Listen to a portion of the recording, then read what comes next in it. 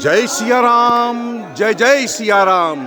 ई विशाल पीपरक गाछ अछि कोरियाही गामक, जाहिमे रात्रि विश्राम हमरा लोकनि के भेल 24म।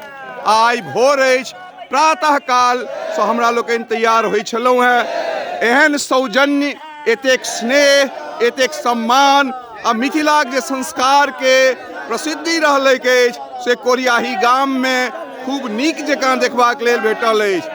ई सब स्थानीय लोग, किछु लोग जे गणवेश में छथि ओ हमरा लोकनिक यात्रा दलक सदस्य, आ ई लोकनि जहाँ सोझा छथि से कोरियाही गामक विशिष्ट व्यक्ति लोकनि जे भोरसँ हमरा लोकनिक सोझा में लागल छथि। काल्हि राइतो में रहथि, एखनो छथि, आ बहुत रास लोग, चूँकि दिन भऽ गेलैए 10:30-11 बजे के आसपास, तैँ ओ अपन काज पर चलि गेल छथि।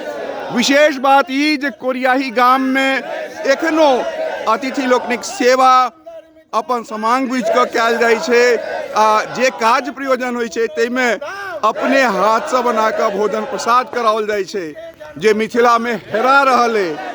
ई अइ कोरियाही गामक दुर्गा मंदिर, जाहि परिसर में हमरा लोकनि छी। आ ई जे पीपरक गाछ देखलिए, विशाल गाछ, से कोरियाही गामक ब्रह्म बाबा दयाल जी छथि। दयाल ब्रह्म बाबाक थान, जतऽ हमरा लोकनि विराजित छी। आब यात्रा पथ पर आगाँ बढ़ब। जय सिया राम, जय जय सिया राम। विशाल संख्या में लोग जय सिया राम।